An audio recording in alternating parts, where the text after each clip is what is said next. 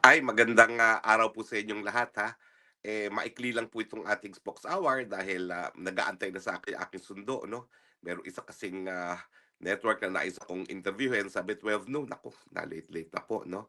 Anyway, um, nag-issue na po ng statement si, VP Sara na humihiling sa ICC na kinakailangan na talagang aprubahan ang, interim release ni, Tatay Digong sa ibang bansa, hindi po 'yan sa Pilipinas 'no. At ito po ay dahil sa katotohanan na sang-ayon kay, VP Sara, hindi mapangalagaan ang kalusugan ni Tatay Digong sa detention facility ng ICC.